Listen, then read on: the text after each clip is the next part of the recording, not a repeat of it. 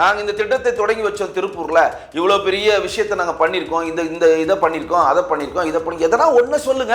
உடனே என்ன சொல்லுங்க, நாங்கள் பாலத்தை கட்டிட்டோம், நூலகத்தை எழுப்பிட்டோம், கலைஞர் சிலையை பொழந்துட்டோம், அண்ணா சிலையை நட்டுட்டோம், பெரியாருக்கு பெயிண்ட் அடிச்சிட்டோம், இதுதானே சொல்வீங்க. அதிகமாக வருமானத்தை அள்ளி கொடுக்கிற இந்தியாவின் மான்செஸ்டர் சொல்லுகிற கோயம்புத்தூர் திருப்பூரும் புறக்கணிக்கப்படுகிறது. காரணம், திமுக அங்கு செல்ல காசா இருக்காதான் பிரச்சனை. அப்ப அந்த இடத்துல மக்கள் தனக்கு வாக்களிக்கவில்லைன்ற ஒரே காரணத்துக்காக தான் இந்த மாதிரி விஷயத்தை திமுக தொடர்ந்து செய்யுது.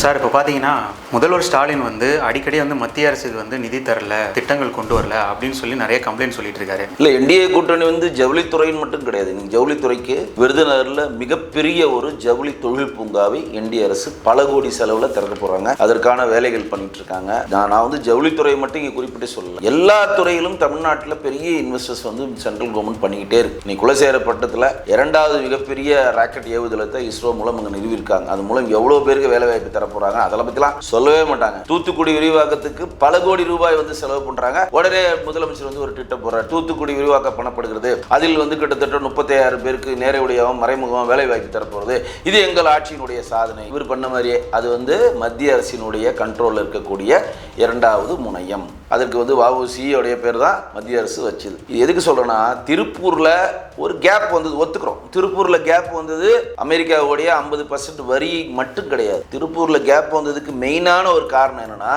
மின்சாரத்துக்கு அதிக கட்டணத்தை தமிழக அரசு வசூலிக்கிறது. பீக் ஹவர்ல நீங்க மின்சாரத்தை யூஸ் பண்ணீங்கன்னா அது டபுள் சார்ஜ். நீங்கள் மின்சாரத்தை டெய்லி யூஸ் பண்றப்ப சர்சார்ஜ். எத்தனை சார்ஜ்? சார்ஜே இல்ல. அங்க இருக்க தொழிலதிபர்களுக்கு சார்ஜே இல்லாம இருக்கிறாங்க. பீக் ஹவருக்கு டபுள் சார்ஜ், அதுக்கப்புறம் குறிப்பிட்ட மின்சாரத்தை நீங்க அதிகமா யூஸ் பண்ணீங்கன்னா சர்சார்ஜ்.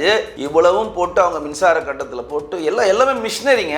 இன்னைக்கு எல்லாம் கையில நெஞ்சு நிற்கிறாங்க. எந்த ஊர்ல இருக்கிறாங்க? நீங்க திருப்பூர் போனீங்கன்னா எல்லாமே மிஷினரி தான். அப்ப மிஷினரிக்கு முக்கியமான தேவை என்னது? மின்சாரம், அடிப்படையான மின்சாரம். ஆனால் இன்னைக்கு காலையில செய்தித்தாள் ஒரு விஷயம் வந்திருக்கு. 4.5 ஆண்டு காலத்தில் திமுக ஆட்சியில் 1 மெகாவாட் மின்சாரத்தை கூட தமிழக அரசு தயாரிக்கவில்லை. திட்டம் போடுறான். அங்க நாங்க நாங்குநேரில் ஒரு அனல் மின் நிலையம் கட்ட போறோம், திருவள்ளூர்ல ஒரு அனல் நிலையம் கட்ட போறோம், வட சென்னையில் அதை கட்டியிருக்கோம், இந்த சென்னையில் அதை கட்டியிருக்கோம். கட்டிக்கிட்டே தான் இருக்கிறீங்க தவிர ஒரு யூனிட் நீங்க உற்பத்தி பண்ணிருக்கீங்களா? 4.5 வருஷம் முடிய போகுது, இன்னும் 2 வருஷத்துல முடிஞ்சே போச்சு உங்க ஆட்சி. எல்லா மின்சாரத்தையும் எங்க வாங்குறீங்க? அதிகமாக பணத்தை கொடுத்து தனியாரிடம் வாங்கி கொள்ளையடிக்கிறது. கொள்ளையடிச்சு டான்ஜிகோ என்ன காட்டுறீங்க?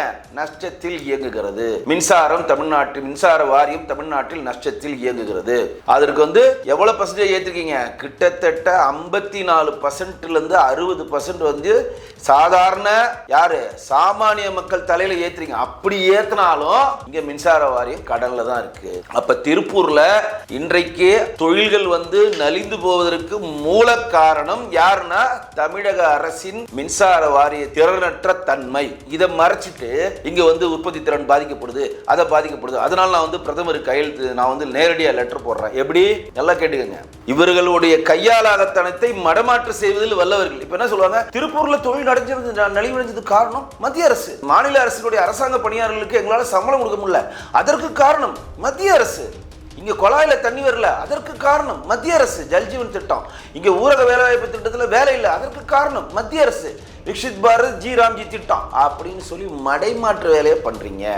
திருப்பூர்ல ஒரு கேப் வந்தது. அதாவது 50% ட்ரம்ப் நம்ம மேல வரி வச்சோம்னா ஒரு இடைவெளி வந்தது, ஒத்துக்கிறோம், மாற்று இல்லை. அப்ப நம்மளோட இடைவெளியை பங்களாதேஷ் யூஸ் பண்ணிட்டு இருந்தான். பங்களாதேஷ் உள்நாட்டு ஹசீனா அவர்கள், முஜிபுர் ரஹ்மானுடைய மகளார் கூட ஹசீனாவுடைய ஆட்சி கலைக்கப்பட்டு இன்னைக்கு புதிய ஒரு நோபல் பரிசு பெற்றவருடைய தலைமையில் ஒரு ஆட்சி நடைபெறுது. இந்துக்களுக்கு எதிரான ஒரு ஆட்சி நடைபெறுகிறது. அவர்கள் இந்த ஜவுளி கையில் எடுத்துக்கொண்டு அவர்கள் முன்னேறினார்கள். இப்ப அங்க உள்நாட்டு கலவரங்கிறப்ப மறுபடியும் அந்த மார்க்கெட் ஷேர் நம்ம கிட்டே வந்துருச்சு, திருப்பூர்ட்டே வந்துருச்சு. நல்ல பிசினஸ் நடக்குது. இங்க மத்திய அரசினுடைய பங்கு என்ன? மத்திய அரசினுடைய பங்கு மின்சாரமா? மின்சாரம் மத்திய அரசா கொடுக்குது. நீங்க வாங்குறது தனியார் இருந்து வாங்கி சர்சார்ஜ், அந்த சார்ஜ், பீக் ஹவர் சார்ஜ்னு போட்டு அவன் தலையில போடுறான். அங்க இருக்கக்கூடிய நொய்யல் ஆற்றைய ஃபுல்லா, திருப்பூர்ல நொய்யல் ஆற்றில் ஓரத்துல ஃபுல்லா சாயப்பட்டறையில வச்சு ஆற்றை ஃபுல்லா கெடுத்தாச்சு. அதை மறுசுழற்சி முறையில அந்த ஆற்றை யூஸ் பண்ண முடியாத அளவுக்கு அந்த ஆற்று போச்சு. அங்க இருக்கக்கூடிய வேலை வாய்ப்புகள்லாம் வடநாட்டு மாநிலங்கள் ஆற்றில் உள்ள விட்டீங்க. தமிழ்நாட்டை சேர்ந்தவங்க அங்க இல்லவே இல்லை. நீ திருப்பூர்ல எவனுக்கு தமிழே பேச மாட்டேன்றான், எல்லாம் இந்தியில பேசுறான். அந்த அளவு பிகாரிஸும் நேபாளிஸும் எங்கெங்கந்தோ அங்க வேலை செய்யறாங்க. அப்பத்துல இருந்தே எங்க ஊர்லாம் பிழைக்க போனா திருப்பூர் பனியன் கம்பெனி, நான் பனியன் கம்பெனியில் வேலை செஞ்சு பொழைச்சிப்பேன்னு சொல்ற அளவுக்கு உள்ளாடைகள்ல ஒரு ஃபேமஸான ஒரு மார்க்கெட்டிங் ஷேர் உள்ளதான் திருப்பூர். அப்ப இன்றைக்கு தமிழ்நாட்டில் வந்து எப்படி திருவள்ளூர், சென்னை, செங்கல்பட்டு இந்த 3 மாவட்டம் கிட்டத்தட்ட 35% நம்மளோட ஜிடிபிக்கான வருவாயை எப்படி தருகிறதோ அப்படியே அந்த சைடு போனீங்கன்னா கோயம்புத்தூர், திருப்பூர், கரூர் இந்த சரௌண்டிங் எல்லாம் இந்த பின்னலாடை தயாரிக்கிறது ஈரோடு இந்த சரௌண்டிங்லாம் பெரிய அளவுக்கு ஜிடிபிக்கான பங்களிப்பு கொடுக்குது. இந்தியாவின் மான்செஸ்டர் கோயம்புத்தூர். ஆனா அந்த கோயம்புத்தூருக்கோ, திருப்பூருக்கோ, கரூருக்கோ, மற்ற மாவட்டத்திற்கோ அது அதிகமாக வருவாய் தரக்கூடிய மாவட்டத்திற்கு இந்த அரசாங்கம் என்ன பண்ணிருக்கு? என்ன தொலைநோக்கு திட்டம் இருக்கு? நாங்க இந்த திட்டத்தை தொடங்கி வச்சோம் திருப்பூர்ல, இவ்வளவு பெரிய விஷயத்தை நாங்க பண்ணிருக்கோம், இந்த இதை பண்ணிருக்கோம், அதை பண்ணிருக்கோம், இதை பண்ணி எதனா ஒண்ணு சொல்லுங்க. என்ன சொல்லுங்க? நாங்க பாலத்தை கட்டிட்டோம், நூலகத்தை எழுப்பிட்டோம், கலைஞர் சிலையை பொழந்துட்டோம், அண்ணா சிலையை நட்டுட்டோம், பெரியாருக்கு பெயிண்ட் அடிச்சிட்டோம், இதுதானே சொல்வீங்க? வேற என்ன உங்களால சொல்ல முடியும்? ஆக்கப்பூர்வமான ஒரு விஷயத்தை கோயம்புத்தூருக்கும், திருப்பூருக்கும், கரூருக்கும், ஈரோடுக்கும் இந்த சரௌண்டிங் பின்னலாடை தயாரிக்கிற இந்த மேஜர் பார்ட்னர்ஸா இருக்கக்கூடிய இந்த மாவட்டங்களுக்கு இந்த அரசு என்ன பண்ணி இருக்கு? ஒண்ணுமே கிடையாது. மற்ற மாவட்டத்தில் இதனால வரையும் என்ன பண்ணிட்டு இருந்த அரசு? படிக்காத பகுதியில் விவேக கேட்பாங்களே, இதனால வரையும் நான் உங்களுக்கு என்ன பண்ண? ஒண்ணுமே இல்லை. அதே தான் திருப்பூருக்கும், அதே தான் கோயம்புத்தூருக்கும், அதே தான் கரூருக்கும், அதே தான் அதுதான். மற்ற மாவட்டத்துக்கு பண்ணல, அது வேற விஷயம். ஆனால் அதிகமாக வருமானத்தை அள்ளி கொடுக்கிற இந்தியாவின் மான்செஸ்டர் சொல்லுகிற கோயம்புத்தூர், திருப்பூரும் புறக்கணிக்கப்படுகிறது. காரணம் திமுக அங்கு செல்ல காசா இருக்காதான் பிரச்சனை. திமுக அங்க செல்ல காசு. திருப்பூரில் வந்து கோயம்புத்தூரிலும் அதிகமான இடங்களை பிடித்தது அன்றைக்கு இருக்கக்கூடிய பிஜேபியும் அஇஅதிமுகவும் தான். அப்ப அந்த இடத்துல வந்து மக்கள் தனக்கு வாக்களிக்கவில்லைன்ற ஒரே காரணத்துக்காக தான் இந்த மாதிரி விஷயத்தை திமுக தொடர்ந்து செய்யுது அப்படின்னு நான் நேரடியாக குற்றம் சாட்டுறேன். மறுக்க முடியுமா நீங்க? ஜிடி நாயுடு பாலத்தை ஒன்று சொல்லுவீங்க, 10 கிலோமீட்டர்ல ஜிடி நாயுடு பாலத்தை நாங்க பொழந்துட்டோம். ஜிடி நாயுடு பாலத்தை போட்டது மாண்புமிகு இந்நாள் எதிர்கட்சி தலைவர், அந்நாள் இந்த முதலமைச்சர் கிட்டத்தட்ட 1900 கோடி ஒதுக்கீடு பண்ணி 70% வேலையை முடிச்சு வச்சு கொடுத்துட்டு போனார். 30% வேலையை தெரிஞ்சு பெயிண்ட் அடிச்சுட்டு ஜிடி நாயுடு பாலம் ஜாதிகள் இல்லையடி பாப்பா, ஜாதிகள் இல்லையடி பாப்பா, ஆனா இதுக்கு மட்டும் ஜிடி நாயுடு பாலம் பேரை வச்சு பெயிண்ட் அடிச்சு ரவுண்ட் அடிச்சதுதான் மிச்சம் தவிர கோயம்புத்தூருக்கு இந்த அரசாங்கம் என்ன செஞ்சிருக்கு? பழியை எப்படி மறைமாட்டு பண்றீங்க? இதான் மக்கள்கிட்ட நம்ம கொண்டு போய் சேர்க்கணும். உங்களுடைய கையாலாகத்தனத்தை ஏன் மத்திய அரசு கிட்ட லெட்டர் எழுதுங்க? மத்திய அரசு கிட்ட என்ன வேலை இருக்காங்க? மாபெரும் ஜவுளி பூங்காவை விருதுநகர்ல மத்திய அரசு திறக்கிறதுக்கான நிதியை கொடுத்தாச்சு. மாநில அரசு நிலத்தை கையப்படுத்தி வேலையை ஸ்டார்ட் பண்ண வேலை நடந்துட்டு இருக்காங்க. நீங்க என்ன பண்றீங்க? திருப்பூர் மக்களுக்கு அடிப்படை தேவைகளுக்கு நீங்க என்ன பண்ணிருக்கீங்க? திருப்பூர் மக்களுக்கு அந்த சாயப்பட்ட கழிவுநீரை சுத்திகரிப்பு பண்றதுக்காக நீங்க என்ன பண்ணிருக்கீங்க? கரண்டை நீங்க மேம்படுத்துறதுக்கான குறைந்த விலையில கரண்ட் கொடுக்கறதுக்கு நீங்க என்ன நடவடிக்கை எடுத்தீங்க? எதுவுமே இல்லை. ஆனா குறை மத்திய அரசு.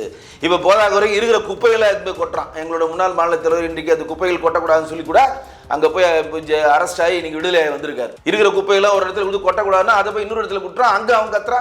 எங்க குப்பை? எந்த தொலைநோக்கு திட்டமும் இங்க இல்ல. அப்ப இவர்கள் வந்து ஒரு விஷயத்தை தெளிவாக செய்யாமல் இந்த விஷயம் வந்து நம்ம கிட்ட வந்தா பெரிய பிரச்சனை ஆயிடுமே, மக்கள் நமக்கு ஓட்டளிக்க மாட்டாங்களே, நம்மளை புறக்கணிச்சிருவாங்க, மத்திய அரசியலே மடைமாட்டு பண்ற வேலையை பார்க்குறாங்க. ஆனால் நான் சொல்றேன், கொங்கு பெல்ட்டில் ஏடிஎம்கேவும் பிஜேபியும் மிகவும் ஸ்ட்ராங்காக அந்த மக்களை நம்புகிறார்கள். அருந்ததி சமுதாயமும் நம்புறதுனால திமுக கொங்கு பெல்ட்டை புறக்கணிக்கிறது. நேரடியா சொல்ற புறக்கணிக்கிறது. புறக்கணிக்கலாம். நீங்க என்ன சொல்ற? மதுரையில் நடத்தீங்களா? உலக முதலீடு மாநாட்டு மதுரையில் நடத்துறீங்களா? சென்னையில் நடத்துறீங்களா? மதுரை, கோயம்புத்தூரோட மதுரை வந்து பெரிய தொழில் நகரமா? நான் கேட்கிறேன். இன்னைக்கு எவ்வளவு பெரிய தொழில் நகரம் தெரியுமா? இன்னைக்கு ஜிடிபியில மேஜர் பார்ட்னருங்க கோயம்புத்தூர். ஒரு மினி மாநிலங்க அது. அங்க நீங்க நடத்துறீங்களா? சும்மா பேசி கொண்டு நடத்திட்டு போறது கிடையாதுங்க. ஆக்கப்பூர்வமான செயல்கள் நம்ம எதிர்பார்க்கிறோம். தொடர்ந்து மாண்புமிகு முதலமைச்சர் இப்ப ட்ரம்ப் அவர்கள் வந்து 50% வரியை போட்டாலும் இந்திய அரசாங்கம் உடனடியாக என்ன பண்ணுது?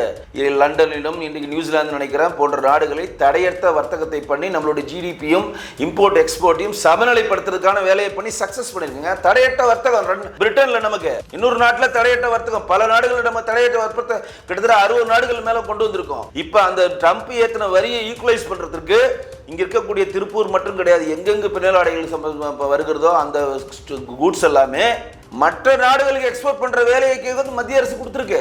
இப்ப திருப்பூர்ல எல்லா பெரிய கம்பெனி மூட்டாங்களா? ஒரு எக்ஸாம்பிள் சொல்றேன். திருப்பூர்ல ட்ரம்ப் அவர்கள் வந்து 50% வந்து நான் வரியை ஏத்திட்டேன் இந்தியாவுக்கு, 100% ஏத்துறேன் இந்தியாவுக்குன்னு 50% ஏத்திட்டேன்னு சொன்ன பிறகு திருப்பூர்ல எல்லா கம்பெனி மூடிட்டாங்களா? ஏன் மூடல? மாற்று வழியை மத்திய அரசு செய்து கொடுத்திருக்கிறது. மாநில அரசு நீங்க என்ன பண்ணீங்க? மத்திய அரசு வேலை எக்ஸ்போர்ட் இம்போர்ட் தாங்க மத்திய அரசு வேலை. வெளிநாட்டு கொள்கைகளில் மற்ற நாடுகளிடம் பேசி அமெரிக்கா மறுத்த அதே இம்போர்ட் எக்ஸ்போர்ட்டை மற்ற நாடுகளில் வந்து கம்யூனிகேட் பண்ணி மற்ற நாடுகளுக்கு எக்ஸ்போர்ட் பண்றதுக்கான ஃபெசிலிட்டியை மத்திய அரசு ஏற்படுத்திக்கிறது. குறைந்த விலையில் மத்திய அரசால் அங்கீகரிக்கப்பட்ட வங்கிகளை திருப்பூர்ல கொடுக்கக்கூடிய கம்பெனிஸ்க்கு குறைந்த வட்டி இதில் எம்எஸ்சி கம்பெனியில் லோன் வழங்கியிருக்கு. நீங்கள் போய் பாருங்க எத்தனை கம்பெனிஸ் வந்து எம்எஸ்சியில் கொடுக்குற சிறுதொழிலில் எவ்வளோ பேர் லோன் வாங்கியிருக்கான், ஸ்டார்ட் அப் கம்பெனி மூலம் திருப்பூரில் இருக்க எவ்வளோ பேர் லோன் வாங்கியிருக்கான், பெண்களுக்கு எவ்வளோ பேர் சுயதொழில் அங்கே செய்கிறாங்க, இதெல்லாம் போய் பார்க்க சொல்லுங்கள். அப்போ நீங்கள் வந்து எங்களுக்கு வாக்களிக்காத மக்களுக்கு எதுவுமே செய்ய மாட்டேன்னு கங்கணம் கட்டி கொண்டு அதை வந்து திருப்பூர் மக்கள் வந்து உங்கள் மேலே ஒரு காழ்ப்புணர்ச்சியாக கேள்வி கேட்ட உடனே மத்திய அரசிடம் மடைமாட்டு பண்ணுற வேலையை நிறுத்துங்க. ஓகே சார், பல்வேறு தகவல் எங்களோட பகிர்ந்திருக்கீங்க, ரொம்ப நன்றி. நன்றி.